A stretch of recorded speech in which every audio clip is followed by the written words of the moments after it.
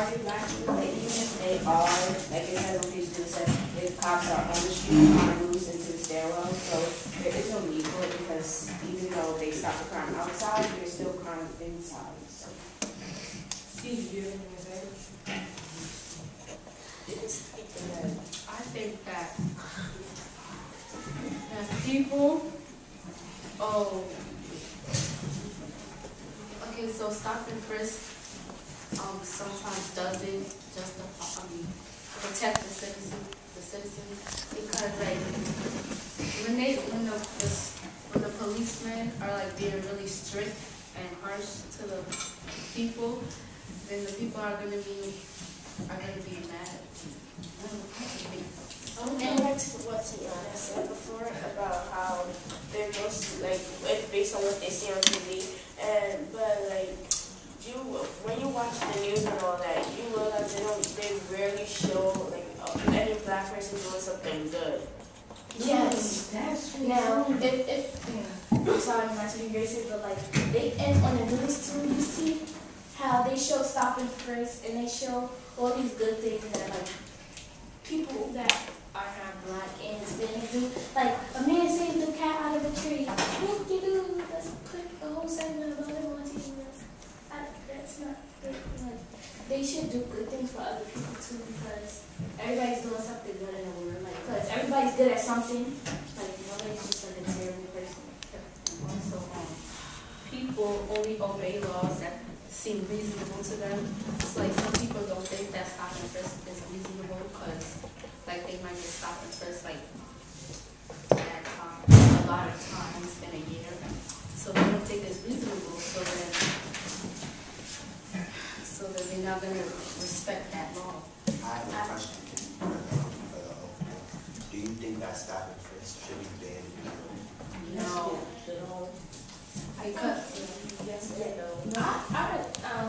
that it should. I think that the law should be still there, like the stop and frisk law should be there, but it should be boundaries because the whole law is atrocious. Like you could just stop anybody and be like, hey, okay, let me check you. Like that's disrespectful. Because you don't want to be stopped by anybody. That's like somebody invading your privacy. That's like you don't want anybody touching you because I don't like to be touched. So please do not touch me. And I have a bad temper, so I don't want to hit a cop in their face because I will go to jail. I agree with Tiana because now I don't respect cops at all because what they're doing is just being racist and going up to black people. I have an analogy, like if a black guy is walking 3 in the morning, right, and right across the street is a white guy walking, and then you see the cops and they walk out on a black person and try to search him, but they don't search the white guy. And that's racial profiling.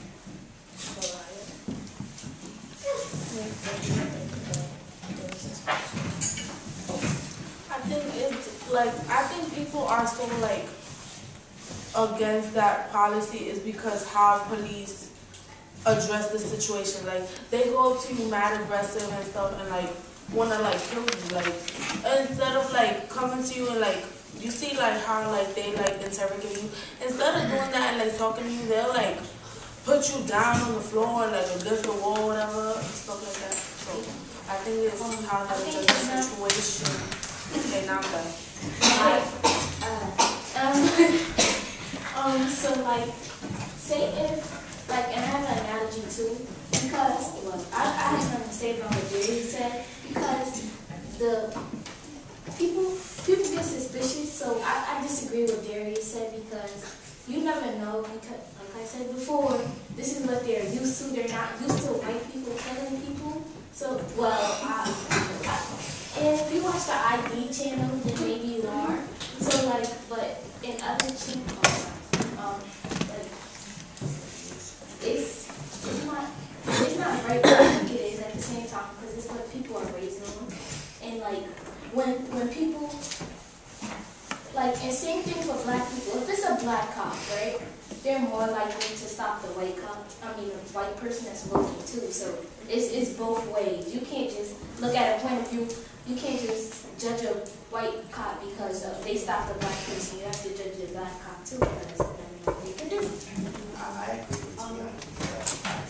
I think why cops are going so hard because on the stop and frisk, because if they don't stop and frisk, they're either going to be suspended or they're going to be or they lower their salary or they're going to be fired because if they don't stop and frisk, that what you call it that Commissioner Kelly, I think his name is, he wants more people to be searched to lower the gun kill rate down. I don't think it's just this. I also think it's very good because I didn't have the mom to be like this. I didn't know that companies do, and he rarely ever gets stopped with it. But whenever I go to my cousin's house, like when she was in the Halloween complex, I'm constantly seeing kids getting stopped with frisk. I've seen her brother get stopped with frisk, but anytime I go back to my neighborhood, we rarely see that. And our cops are black and white. You can't just blame black people. I mean, you can't blame them for that specifically. You just can't blame cops because you remember the situation with George Zimmerman? He was Hispanic and he got caught for killing a black person with a drink. Okay. So you just can't say that a white person or any cop is just going to stop a black person. A white Hispanic person just got stopped and killed a black person. So I don't think the goal of protecting citizens justifies stopping first because like there are different ways like mindsets like go about questioning a person. Like we could have a conversation with each other without being aggressive or getting angry or like touching someone. You could ask, I have to be like, hey, Naya, so like ask her a question. But not all cops do the aggressive stop and this, like do the stop and pat you down thing. Some, like I said, depending on where you live, is gonna be more aggressive. Because when I lived in Brooklyn, like in Starrett City, like there was not that much.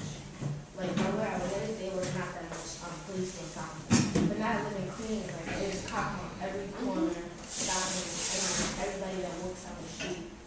And like I guess it just depends on location. Yeah, I think it definitely depends on location.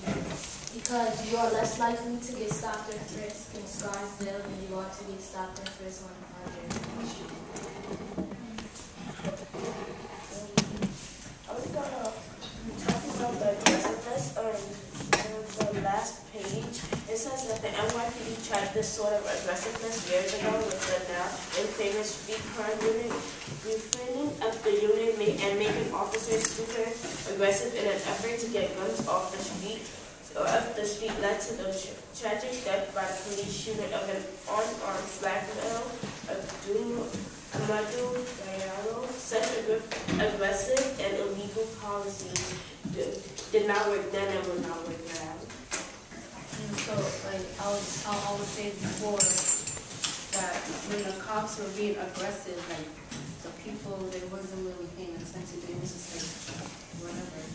But like now, the cops, they want to be like really aggressive, and that's not fair. So that's Well, like, I have an analogy.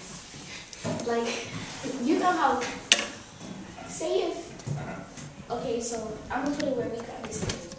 We sometimes are really act bad, and we get told to nicely, and then we don't listen. But when we get told to aggressively, we listen. So maybe the cops are thinking, if we talk to these people aggressive, then they'll listen to what we have to say. They might hate us, but they'll listen to what we have to say. And maybe they'll stop doing what they're doing. So like you have to look at it from their point of view and not just yours, because you have to be fair to them just like you want them to be fair to us.